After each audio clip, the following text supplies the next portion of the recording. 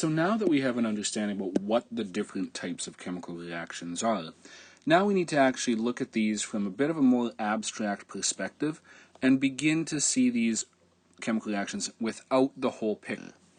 And the whole process involves predicting what the products will be. So with all 5 types of chemical reactions and dealing with what the products will be. We know what they are. If we see the full chemical reaction, we should identify, but now we're going to need to be able to identify the chemical reaction based just on the reactants. So the first type, the combustion reaction, this is where we have a hydrocarbon, otherwise known as a compound with hydrogen and carbon, combining with oxygen to produce carbon dioxide plus water vapor plus energy. And the energy is not important at this point. What's important is that the products are carbon dioxide and water. So in example 1a, we have CH4, hydrocarbon, plus oxygen. We know that the products will be CO2 and H2O. CO2 being carbon dioxide, H2O being water.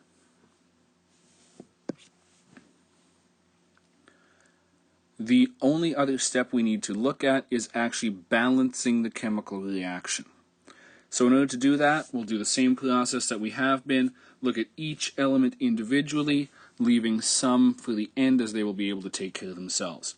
In this case, it's the oxygen that will take care of itself, so we'll balance the carbon and the hydrogen first.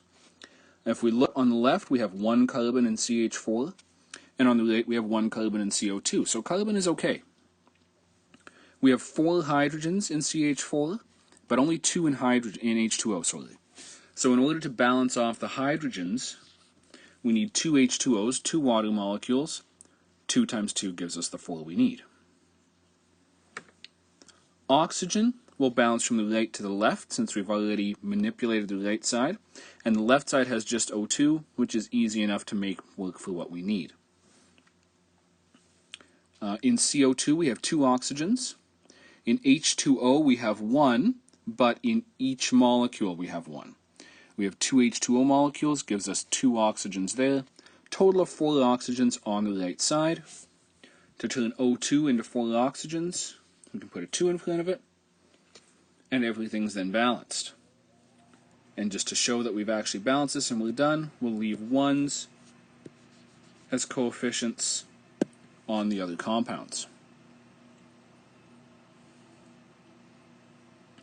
Same process in B, we have a hydrocarbon plus oxygen. We know the products will be CO2 and H2O. Just at this point, we don't know how many of them. We've got 4 carbons on the left in C4H10, 1 in CO2, so if we put a 4 on CO2, then our carbons will balance. We have 10 hydrogens on the left in C4H10, 2 in H2O, so to turn 2 into 10, we'll multiply by 5.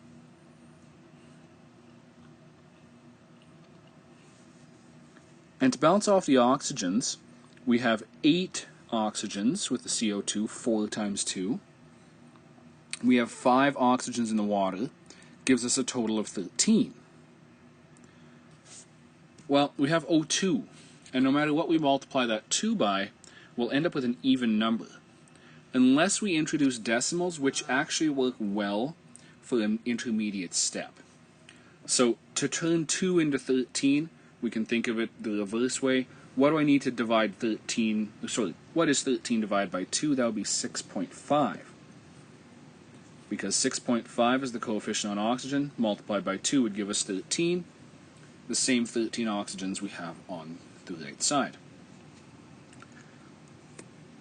1 in front of C4H10, and that equation is technically balanced. However, we don't actually deal with decimals in terms of balancing chemical equations, as we know that, so we would need to multiply each coefficient by something in order to turn these all into whole numbers. Well, the only decimal we have is 6.5, and we could multiply that by 2 and get 13. If we multiply one compound by 2, we need to multiply all of them. So we end up with 2 C4H10s, 13 O2s, 8 CO2s, and 10 H2Os.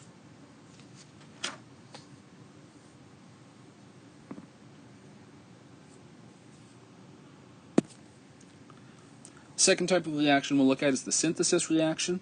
This happens when we see two elements as reactants. Automatically we know the product will be a single compound. What the compound looks like is going to depend on the charges that these elements have when they form ions.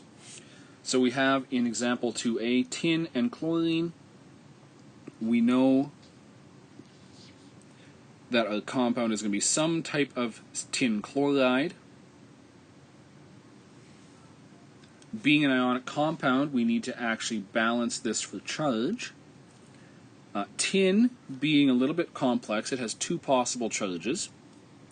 And I haven't given you any indication of which charge it's going to be, whether it will be +2 or +4. In this case, we get to make a choice. I'm going to choose +2. Chlorine, we look up its charge, it is -1 always. So our actual compound, when we crisscross, would be SnCl2. We don't need that anymore, that was just a bit of a worksheet.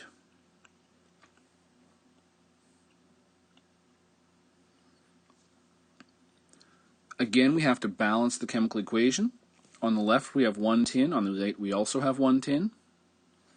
On the left we have 2 chlorine, on the right we also have 2 chlorine. So this equation is actually balanced as is, and we can just fill in 1s for all the compounds.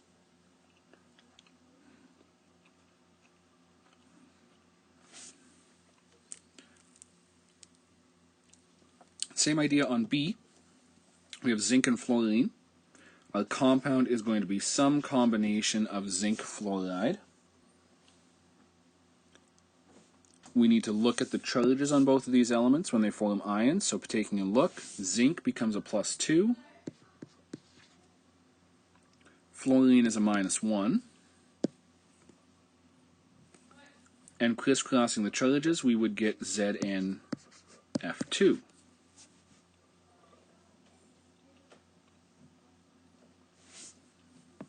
Balancing the equation, 1 zinc on the left, 1 zinc on the right, already balanced. 2 fluorines on the left, 2 fluorines also on the right, already balanced, so we can just fill in 1s.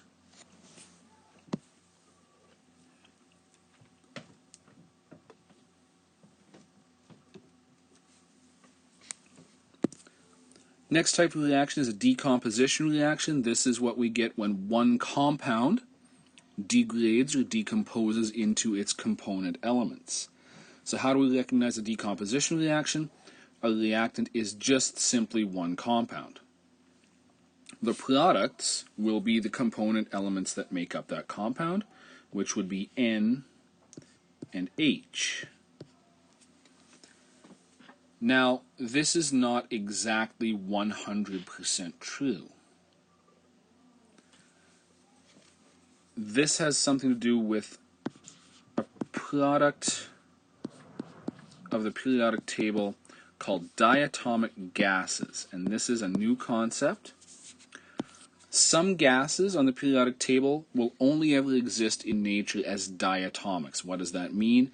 Only ever exist as a molecule with 2 atoms of that gas. There's actually 7 of them. Nitrogen will only ever exist as N2. You will never find N in nature. Oxygen will also only exist as O2. Fluorine, chlorine, bromine, iodine, and hydrogen. So we need to be aware with a decomposition reaction that if we get any of those 7 elements as our products, we need to make sure that they are present as diatomic gases. So when we decompose NH3, we will get N2 and H2. Why is that important? Because it's going to affect the balancing in a minute.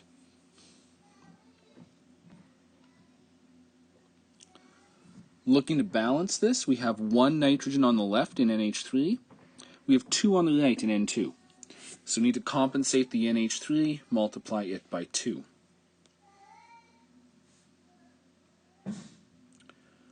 Looking at the hydrogens, we now have 6 on the left, 2 times 3. We need to make 6 on the right, so if we multiply H2 by 3, we get 6 hydrogens. Everything's balanced, so we can put a 1 with the N2, and we are good.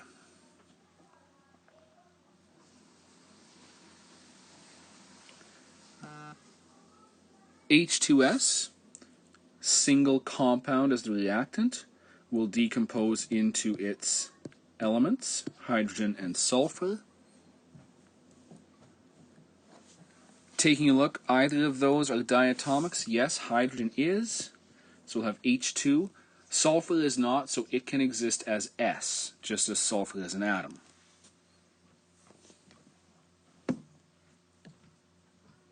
Balancing this, we have 2 hydrogens in H2S, 2 hydrogens in H2, so we're good.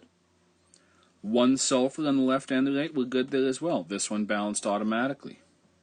We can fill in 1s, and this equation is completely balanced.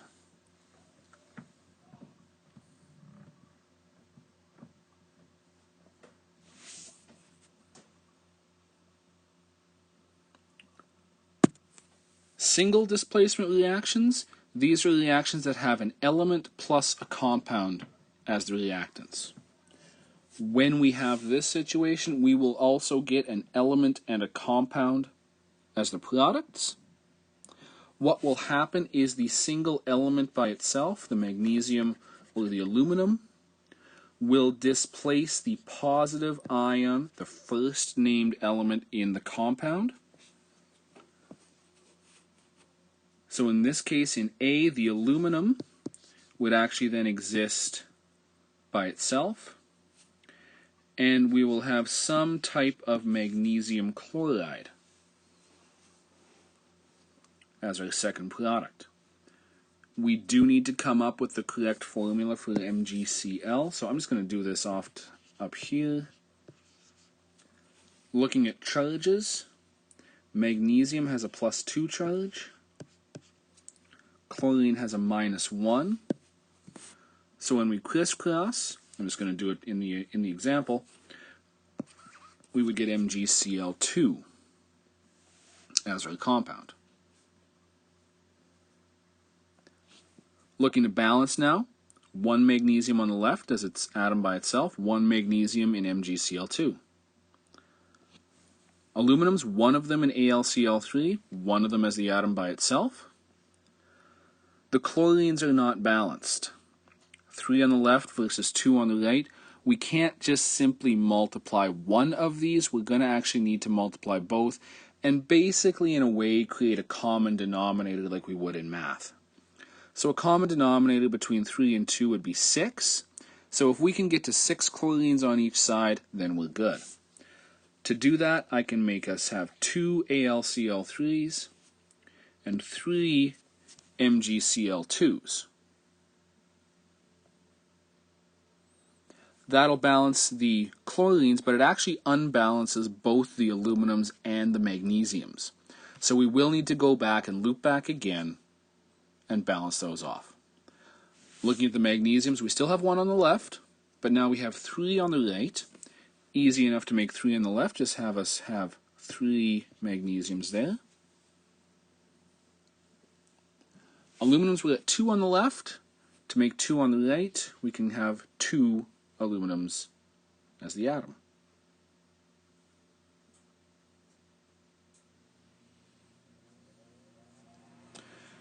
Example 4b, again, the atom will displace the first named element in the compound, so we will end up having magnesium by itself and some form of aluminum chloride. Again, we need the proper chemical formula for aluminum chloride, so up at the top I'll do that. We have Al, we have Cl. Looking at the charges, aluminum is a 3+, and chlorine is a -1. We can crisscross those. I'll do them in the example itself. We would end up with AlCl3.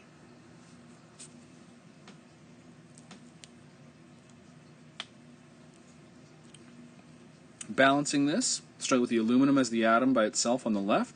One aluminum there, one aluminum in AlCl3, so we're okay. Magnesium, one of them in MgCl2, one of them as Mg, so we're okay there too. But just like example A, the chlorines complicate things. 2 on the left, 3 on the right. Common denominator, like we would in math, would mean we need 6. So I need a 3 MgCl2. 3 times 2 would give me 6. And I also need 2 AlCl3s. 2 times 3 would give me 6. Again, I've unbalanced my magnesiums and my aluminums. So loop back and do those again. 1 aluminum on the left, 2 on the right. I need to bump my left up to 2, so I can put 2 aluminums like so. Magnesiums, I now have 3 on the left. I need 3 on the right. I can put a 3.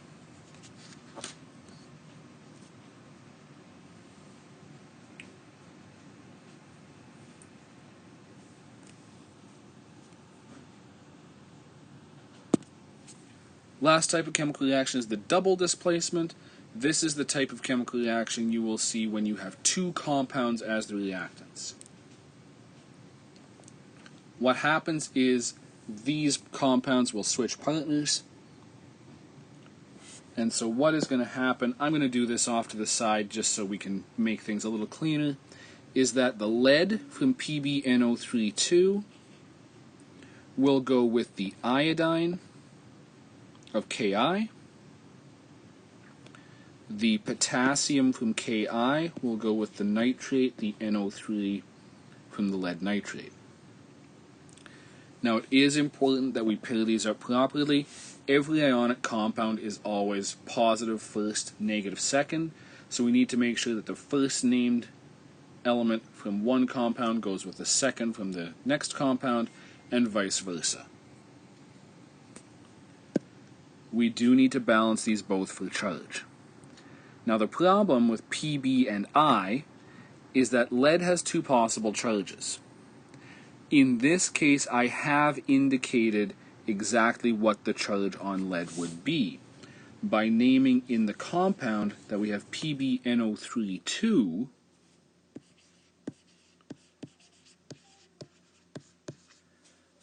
I've said this 2 came from the charge on the lead, and the 1, which we don't write, from the lead, came from the charge on the nitrate. So in reality, I have given you the fact that this lead is a +2 charge. Iodine, only one possible charge, it is -1. So when we go to put this in a compound, we'll crisscross, we will have PbI2. Potassium nitrate is easier because both potassium and nitrate have only one possible charge. Potassium is a +1, nitrate is a -1. Crisscross, they balance each other off, and we have KNO3.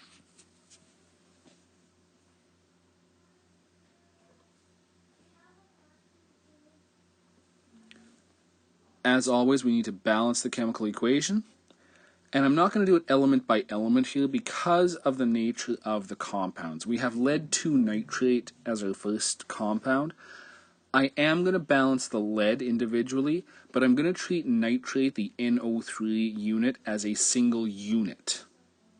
And I'll explain what that means in about 10 seconds. Balancing the leads, we have 1 on the left, 1 on the right. We are okay. Looking at the nitrates, we have 2 nitrate units in PbNO32. We have 1 nitrate unit in KNO3. I can balance the N and the O part of that all as one unit by treating nitrate as a single unit. So having 2 nitrates on the left and 1 on the right. If we have 2 KNO3 means in that compound we have 2 potassiums and 2 nitrates. So we've balanced off that whole polyatomic in one fell swoop. Next element we have to balance is the potassium. We have 1 of them in Ki. We now have 2 of them in KNO3. We can have 2 Ki and be good.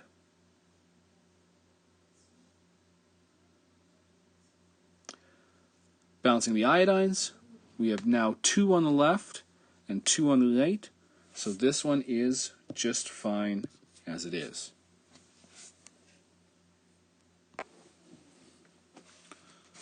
Our second double displacement reaction, FeCl2 with Na2CO3.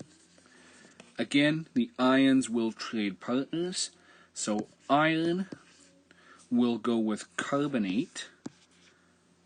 Being a polyatomic, it's one self-contained unit. And the sodium will go with the chlorine.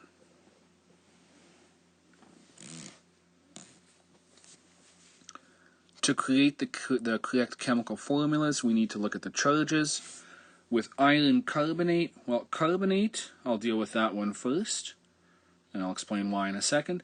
Carbonate has one possible charge, it is -2. Iron, on the other hand, has 2 possible charges. It could be +2, it could be +3. To determine which one exactly it was, like with lead 2 nitrate, sorry, we're going to take a look back, and I'll do this right up at the top, at the compound it was at the beginning of the reaction. We have FeCl2, meaning that iron was a 2+. And it will remain a 2+.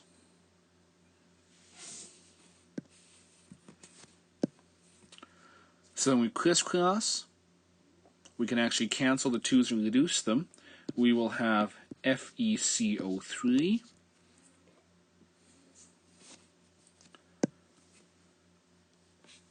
the sodium and the chlorine, looking at the charges, sodium is +1, chlorine is -1. Crisscross those again, and those actually balance off to 1 and 1.